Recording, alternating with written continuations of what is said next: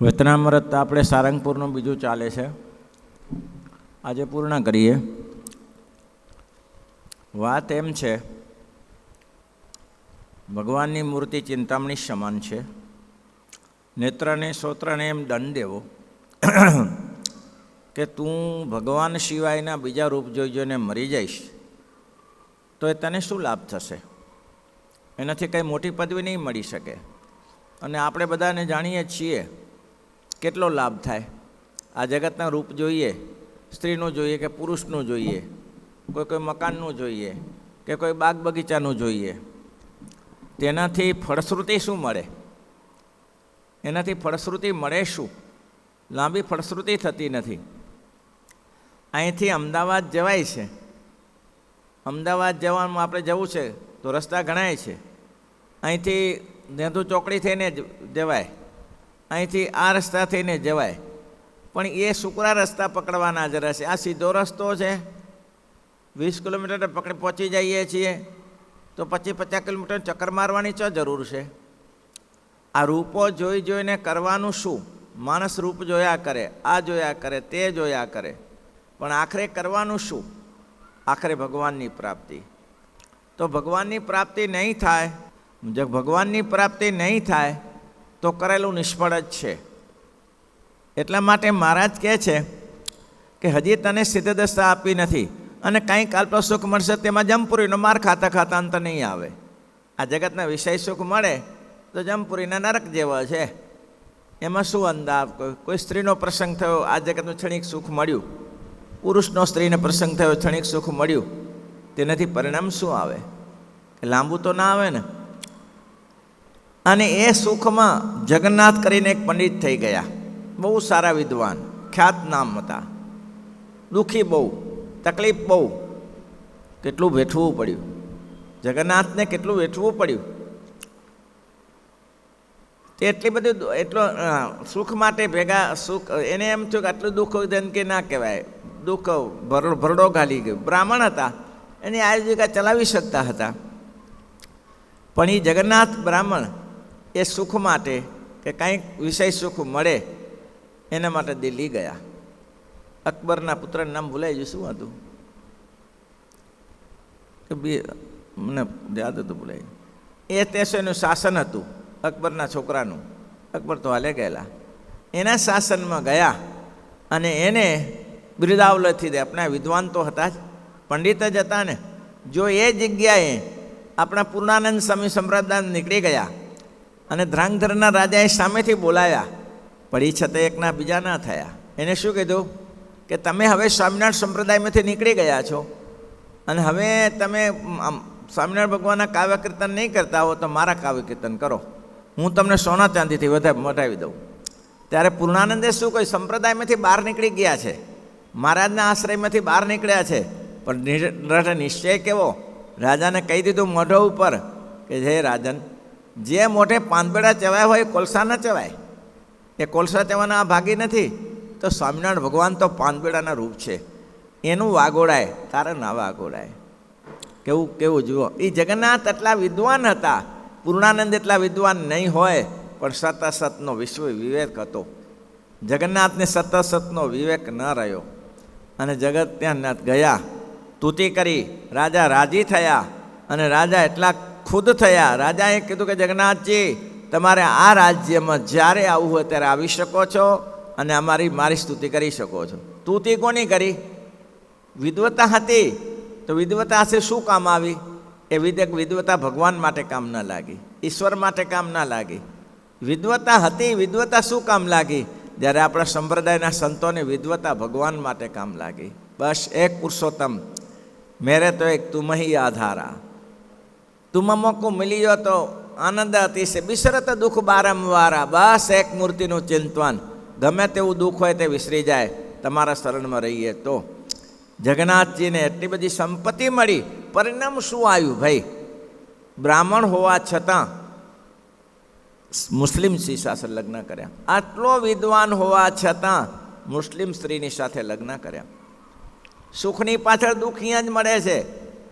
એ લેવા ગયા સુખ શું કંઈ કેમ એને લગ્ન કેમ કરવા પડે એ તો હવે રાજાની અનુમતિને ગમે તે હશે ત્યારે એને કીધું હશે, ગમે તે સંબંધ થતો હશે. આવા પંડિતને આપણી દીકરી બનાવી દે તો ગમે તે હોય, એની સાથે એને લગ્ન કર્યા. અને તે દિવસના બ્રાહ્મણો સ્વીકારી લે. પદભ્રષ્ટ કર્યો, એટલું બધું દુઃખ આપ્યું બ્રાહ્મણોએ કે બ્રાહ્મણ સમાજનું નાક કપાયું. તે આપણા સંપ્રદાયમાં આવું કે આપણા જ્ઞાતિમાં આવું કોઈએ કર્યું નથી, અને તમને કર્યું આવું. આખા સંપ્રદાયમાં એને એટલે બ્રાહ્મણ સમાજમાં અપમાન થયું. જગન્નાથજીનો ઇતિહાસ પ્રસિદ્ધ છે. આ ઇતિહાસ હું ઘણા સમય શોધતો હતો, પણ મને મળ્યો. મેં કીધું આ ઇતિહાસ પ્રસિદ્ધ છે. પછી શું થયું? આ માણસે મરવાની તૈયારી કરી કે હું હવે મરી જાઉં, આવું દુઃખ વેઠવા કરતા. આખા સમાજનું તિરસ્કાર મળે અને સ્વાભાવિક બાબત છે. પોતાના સમાજને છોડીને અરે કોઈ અહીં સમાજમાં એટલે હિન્દુ સમાજની છોકરી હોય તો ચાલી જાય, પણ મુસ્લિમ સમાજની લવિંગી નામની છોકરી સાથે લગ્ન કર્યા. અને પરિણામ એવું આવ્યું, એને અત્યારે મરવાનું નક્કી કર્યું કે હવે મરી જવું છે, હવે બીજો કોઈ ઉપાય નથી. અને એ ભાઈએ ગંગામાં ઝંપલાવાનું નક્કી કર્યું. ગંગામાં ઝંપલાવાનું નક્કી કર્યું, પણ ભણેલો વિદ્વાનને, આખરે તો વિદ્વાનને, એટલે એમ કહેવાય છે કે ગંગાની સ્તુતિ કરી. અને એટલો વિદ્વાન હતો, એટલો પ્રકાંડ હતો, સ્તુતિ કરતાં કરતાં એક શ્લોક બોલે અને ગંગાજીનું જળ 1 ફૂટ ઊંચું આવે, 1 પગથિયું ઊંચું આવે. ઇતિહાસ પ્રસિદ્ધ છે. બીજો શ્લોક બોલે, બીજું પગથિયે પાણી આવ્યું. ત્રીજું શ્લોક, એમ એને 50 શ્લોક બોલ્યા. 50 શ્લોક બોલ્યા ત્યારે એને કેળ સામે પાણી આવી ગયું. આટલું ઊંચું ચડ્યું, 50 ફૂટ પાણી ઊંચું ચડ્યું, કેળ સામે પાણી આવી ગયું. અને જ્યારે 51મો શ્લોક બોલ્યા ત્યારે ગરદન સુધી પાણી આવી ગયું. અને 52મો શ્લોક જ્યારે સ્તુતિ કરી ત્યારે જગન્નાથ પંડિતને ગંગાએ લઈ લીધો. લહેરી આખરે ઝંપલાઈ દેવું પડ્યું ને. સુખ શું હતું? એને પત્ની સાથે ગંગામાં વહી ગયા, કારણ કે સમાજ સ્વીકારે એવો નહોતો. આખરે શું? સમૃદ્ધિ લેવા ગયા તો એની આગળ શું હતું? સુદામાનું ચરિત્ર શું હતું? ધર્મમાં ડર રહ્યા ને, તકલીફો હતી, પણ એક ઈશ્વરની વિશે આરાધના કરી સુદામાએ, તો પરિણામ કેવું આવ્યું? ભગવાને સ્વીકારી લીધા ને, અને સુખ સંપત્તિ આવી. કેમ? તો કે નિષ્ઠા પુરુષોત્તમ નારાયણની હતી. એટલા માટે શાસ્ત્રમાં કહ્યું સ્વરૂપ નિષ્ઠામાં ક્યારે ફેર ન થવા દો. સ્વરૂપ નિષ્ઠા તો દ્રઢ રાખવી. મને મળ્યા છે પુરુષોત્તમ નારાયણ, એના સિવાય જગતની ત્રિલોકની સંપત્તિ ત્રણખલા જેવી છે. આવું વિચારે, ત્રિલોકની સંપત્તિ ત્રણખલા જેવી છે. એ સંપત્તિથી મારું કાંઈ હિત ન થાય. મને તો સુખ મળે તો ભગવાન થકી મળે. સુદામાને આટલી બધી તકલીફો, 2-3 છોકરાઓ, ખાવા પીવાનું ઠેકાણું ન મળે, માગી લાવે, ક્યારેક મળે ન મળે, છોકરા ભૂખ્યા રહે, પોતે તો રહે, છોકરા ભૂખ્યા રહે. આવી પોઝિશનમાં પણ નિષ્ઠા ટકાવી રાખે તો દ્વારકાધીશે એના ઉપર કૃપા કરી. દ્વારકાધીશે કૃપા. મહારાજ કહે છે કે તું કદાચને એક માનીશ કોઈ અલ્પ વિષય મળશે તો તેમાં પાપમાં જંપુરીના માર ખાતા ખાતા અંત નહીં આવે. આ મરવું જ પડ્યું ને છેલ્લી બાકી જગન્નાથજીને, અંત ના આવે. તો એટલા માટે કહે છે ભાઈ વિચારીને કરો. નેત્રને શ્રોત્રને ઉપદેશ વળી એમ કહેવું કે જ્યારે તું ભગવાનની મૂર્તિમાં એકાગ્ર થઈશ તો તેમાંથી તું સિદ્ધ દશા પામીશ. અને ભગવાનની મૂર્તિ મેં કીધું ને ચિંતામણી સમાન છે. કંઈ ના કરે તોય મળી જાય ખાવા પીવાનું. કાંઈ ના કરો ને તમે, જો ભગવાનનો દ્રઢ નિશ્ચય હોય, ભગવાનનો દ્રઢ નિશ્ચય હોય તો ખાવા પીવાનું મળી જાય. ગોપાળાનંદ સ્વામી પોતાને વાત લખી કે જેને ભગવાનનો આશ્રય છે તેને શું થાય. વડોદરાથી આવતા હતા અને રસ્તામાં કરોલી આવ્યું. કરોલી ભક્તોસ્થલનું ગામ, પહેલાં ભક્તોસ્થલ ધ્યાનીશ્વરના શિષ્ય, એનું ગામ કરોલી આવ્યું. કરોલીમાં બેસા, સત્સંગ નહીં, અત્યારે તો મોટું ગામ સત્સંગી છે આખું. કરોલીમાં બેઠા, પણ સંતોને કીધું સંતો આ ગામ છે એમાંથી ભિક્ષાવૃત્તિ કરી લાવો. તે શું કરી લાવે? શું લાવે? થોડો લોટ મળ્યો, 50 સાધુ. હવે આ થોડો લોટ એટલી સોપારી જેટલી પીંડીઓ ના થાય, આટલો લોટ મળ્યો. આખા ગામમાં ફરી લાયા. લોકોએ અપમાન કર્યું કે મારા બેટા હવે તાગડધીના ઘરે છે, ખાઈ પીને પડ્યા રહે છે, કમાવા જતા નથી. બોલો, આવું. પછી આખા ગામમાં ફર્યા. આપણે સંતોને કીધું કે આ કોનું પ્રારબ્ધ હતું? તો સંતો કે આપણે તો પ્રારબ્ધ એવું હશે ને તો ગોપાળાનંદ સ્વામી કે હવે આપણું પ્રારબ્ધ પૂરું કરી નાખીએ. હવે ભગવાનનું પરાર્ધ લ્યો આપણે, હવે બેસો ભજન કરો. હવે આમાં તો શું ખાશું ત્યારે?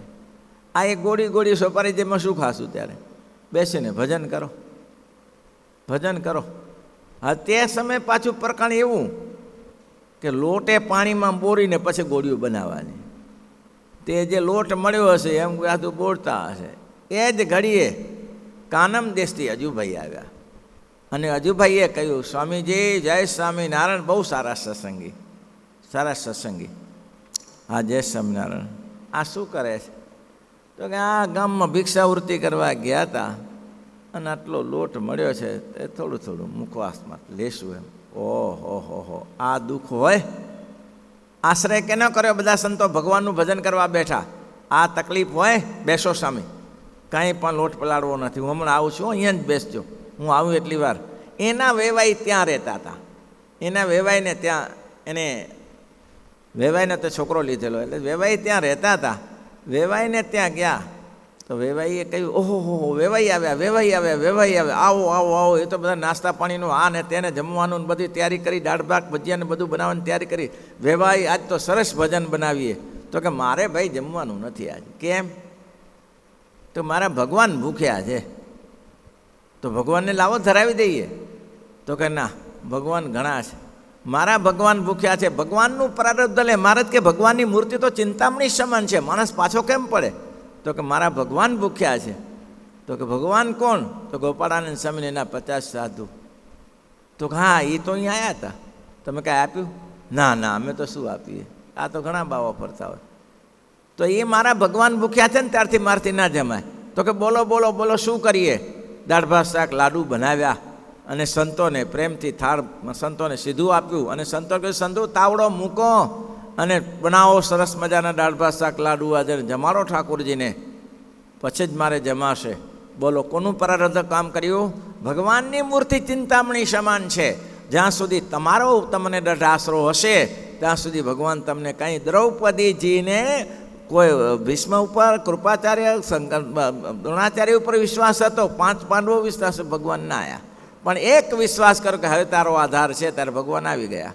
તેમ ભગવાનની મૂર્તિનો આશ્રય રાખો. કેવું સરસ કહે છે અહીંયા કને, કદાચ તને મૂર્તિમાં એકાગ્ર થઈશ તો તેમાંથી તું સિદ્ધેશન આપાવીશ. તું પછી બ્રહ્માંડમાં વાર્તા થાય છે તેને સહેજે સાંભળીશ. આપણે કાંઈ સાંભળવું નથી. તું કાંઈ આય શું કરે સાંભળવાની જરૂર છે? બ્રહ્માંડમાં વાતો આપણે સાંભળીશું, દુનિયાભરની વાતો સાંભળીને કામ છે.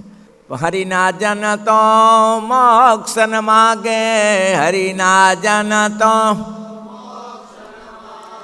માગે જન્મો જન્મ અવતારા રે, માગે જન્મો જન્મ. ભગવાનના ભક્ત ક્યારે મોક્ષની ઈચ્છા કરતા નથી, તો રૂપની શા માટે ઈચ્છા કરે? અને બ્રહ્મા વિષ્ણુને શિવ જેવા રૂપ કરવાથી ભગવાનની ધામની પ્રાપ્તિ થાય? મહારાજ કે બ્રહ્મા હોય જો ભક્તિ હીણો, તે તો જાણ જો કાર ચવીણો. બ્રહ્માજીની અંદર ભક્તિ ન હોય, એને કીધું પ્રદ્યુમ્ન અનિરુદ્ધ શંકરષ્ણાની જ્યારે ઉપાસના કરે ત્યાં સુધી બ્રહ્માને ભગવાનની ધામની પ્રાપ્તિ ના થાય. એ જ્યારે વાસુદેવની ઉપાસના કરે ત્યારે બ્રહ્મા વિષ્ણુને શિવ ભગવત ધામને પામે છે. અને માણસ ત્યારે જ્યારે આ જગતમાં દેવદેવની ઉપાસના કરે ત્યાં સુધી ભગવાનના ધામની પ્રાપ્તિ ના થાય. પણ રામકૃષ્ણાદિક ભગવાનના અવતારની ઉપાસના કરે તો જીવને ભગવાનની ધામની, પછી ગ્રામ્ય વૈકુંઠ ગોલોક જે મળતું હોય તે. પેલા બ્રહ્મા જેવા રૂપને પામીને કરવું શું તમારે? એ રૂપને શું કરવાનું? પછી પાછળ સરસ કહ્યું કે રાધિકાજી જે લક્ષ્મીજી જેવા ભક્તિને ઈચ્છીશ તો મળશે, એ કરાય. ભગવાનની ભક્તિ જેમ રાધિકા લક્ષ્મીજીએ કરી એવી ભક્તિને, બાકી રૂપની આપણે કાંઈ જરૂર નથી. ભગવાનની મૂર્તિ ચિંતામણી સમાન છે.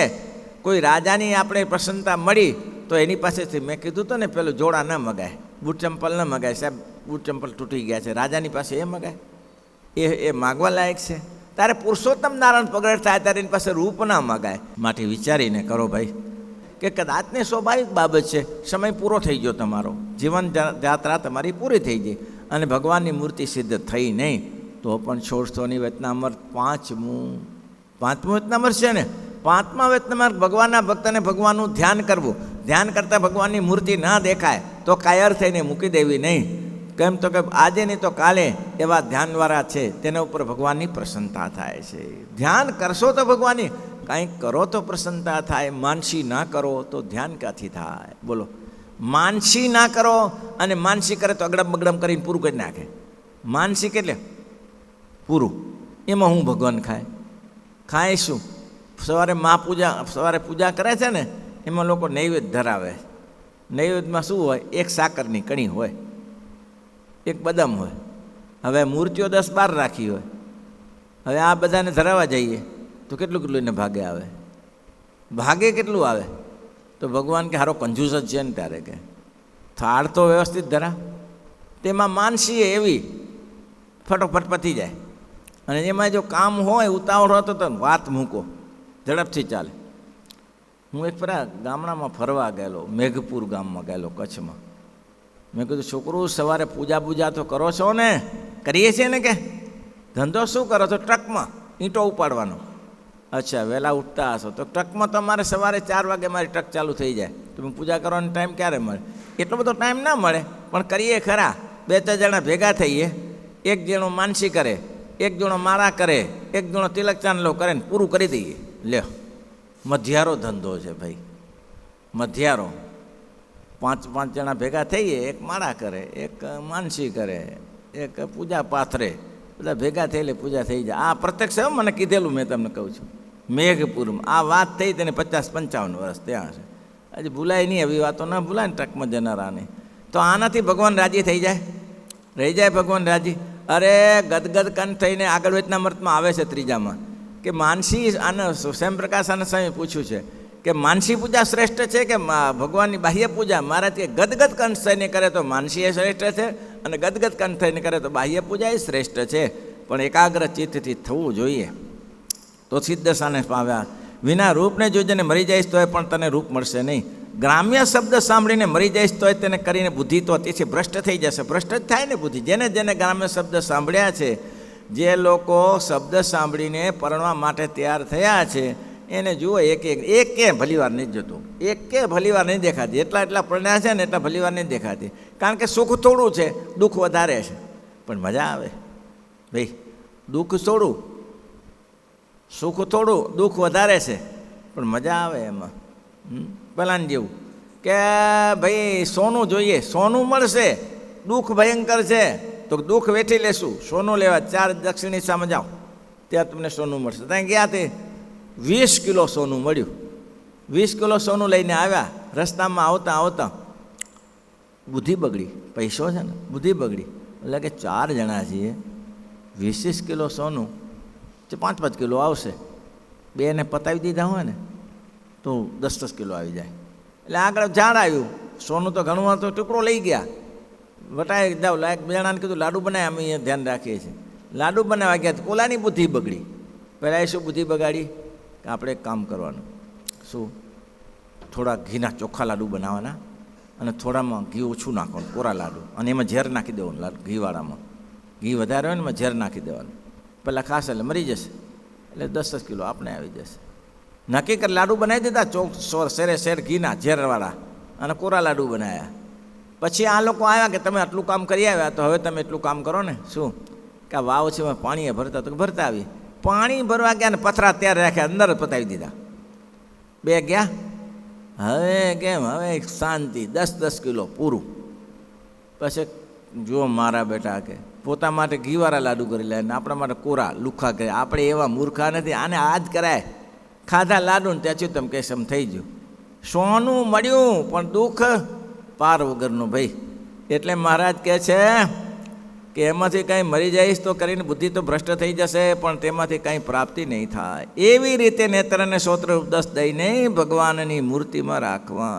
એવી રીતે જે વર્તે તેને ભગવાનની મૂર્તિમાં દિવસે ને દિવસે સ્નેહ થાય છે. આવી રીતે વર્તે. શું વર્તે? આખું નિષ્કર્ષ તો આ જ છે પહેલેથી જ કે ભક્તને ભગવાન ઉપર સ્નેહ કેમ થાય છે. મારે કે ભક્તને ભગવાન ઉપર સ્નેહ થાય છે કે ભગવાનને પણ ભક્ત ઉપર સ્નેહ થાય છે? સ્વયંપ્રકાશ બંને પૂછીએ છીએ. સ્નેહ થવા માટે આટલી વસ્તુ બતાવી મહારાજ, આખું લિસ્ટ બતાવ્યું. મહારાજ કે ભગવાનની મૂર્તિમાં મન જોડી રાખો, એના સમાન કોઈ નહીં, તો એ ભગવાનને સ્નેહ થશે અને ભક્તને ભગવાન ઉપર સ્નેહ થશે. શ્રીપતિમ શ્રીધરમ.